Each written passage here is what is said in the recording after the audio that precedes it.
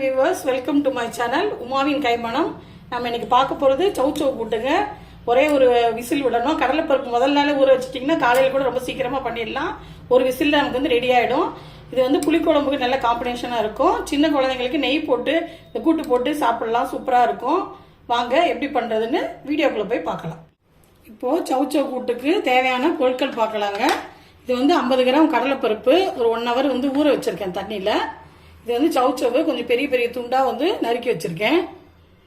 இது வந்து பச்சை மிளகா, வெள்ளைப்பூடு, 4-5 வெங்காயம், சின்ன வெங்காயம், கருவேப்பிலை தாளிக்கிறதுக்கு, தேங்காய், ஜீரகம், இதெல்லாம் வந்து அரைக்கிறதுக்கு தேவையான பொருட்கள்.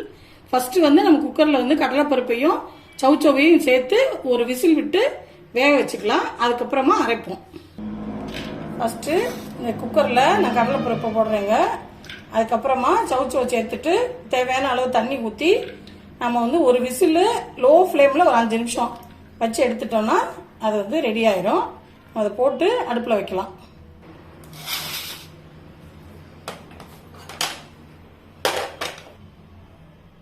இப்போது ஒரு 1/2 டம்ளர் தண்ணி இதில் ஊற்றிக்கலாங்க. ஊற்றிட்டு நம்ம வந்து மூடி அடுப்பில் வச்சிடலாம். தேவையான அளவு உப்பு போட்டுக்கலாங்க. தேவையான அளவு உப்பு போட்டுட்டு அதுக்கப்புறம் நம்ம வந்து அதை வந்து வேக வைக்கலாம்.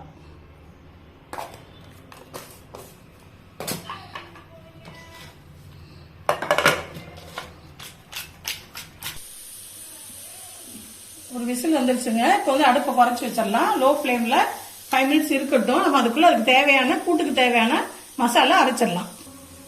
இப்போ ஃபர்ஸ்ட் தேங்காய் போட்டுக்கலாம். அதுக்கப்புறம் வந்து ஜீரகம், பச்சை மிளகா, உங்களுக்கு தேவையான காரத்துக்கு தகுந்த மாதிரி போட்டுக்கோங்க. பச்சை மிளகா, வெள்ளைப்பூடு போட்டாச்சு. இது வந்து வெங்காயம் ஒரு 4-5 சின்ன வெங்காயம் போட்டிருக்கேன். போட்டுட்டு இப்போ வந்து நம்ம நல்லா வலுவலுன்னு அரைச்சிட்டு வந்துடலாம்.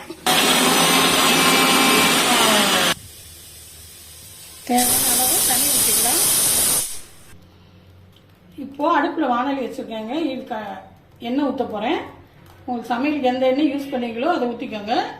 ஊற்றிட்டு கடுகு உளுந்தம் பருப்பு போடலாம். இப்போது கடுகு உளுந்தம் பருப்பு போடுறேங்க. வெடிக்கட்டும். போட்டுடலாம்.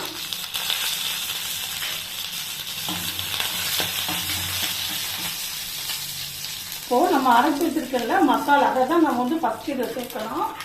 நம்ம அரைச்சி வச்சுருக்க மசாலா தான் ஃபஸ்ட்டு வந்து இந்த இதில் சேர்க்கணும், எண்ணெயில் சேர்க்கணும். கொஞ்சம் தண்ணி ஊற்றி அரைச்சி ஊற்ற போகிறேன்.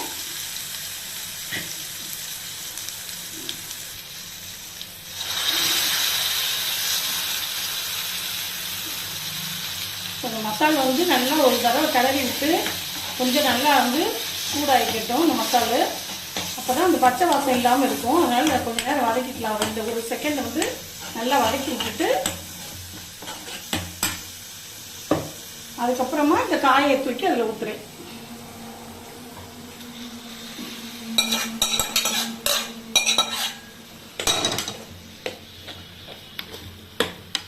காய் வேக வச்சது கொஞ்சம் தண்ணி இருக்கும். அது இதில் சேர்ந்துருது.